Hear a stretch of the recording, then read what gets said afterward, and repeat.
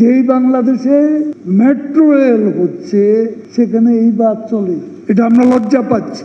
আমাদের মালিক সাহেবেরা কি লজ্জা পাচ্ছেন না? তারা কি বিদেশে যান না?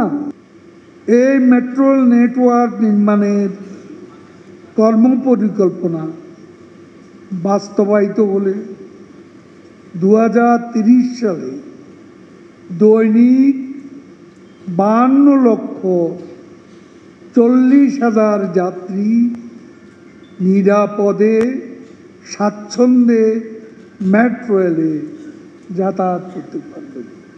এই লক্ষ্য অর্জনে সকল অংশীজনকে একত্রে কাজ করার জন্য আমি আহ্বান জানাচ্ছি।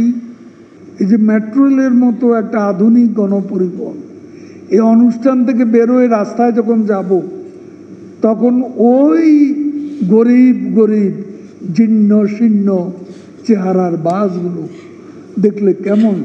যেই বাংলাদেশে মেট্রো রেল হচ্ছে সেখানে এই বাস চলে, এটা আমরা লজ্জা পাচ্ছি। আমাদের মালিক সাহেবেরা কি লজ্জা পাচ্ছেন না? তারা কি বিদেশে যান না? দেখেন না? যাকে বিষয়টি আমি আবারও উল্লেখ করলাম। আজকে কত মিনিটে আপনি আসেন, যানজট এই পথে অনেকটা নিরসন হয়েছে, এটাই আমার বিশ্বাস। কারণ এখানে 3 লাখ লোক আসা যাওয়া করে। তারপর আপনি দেখুন, এমন এক সময় ছিল যে ঢাকা এয়ারপোর্টে যাওয়ার আগে প্লেন ছেড়ে দিয়েছে, ফ্লাইট চলে গেছে।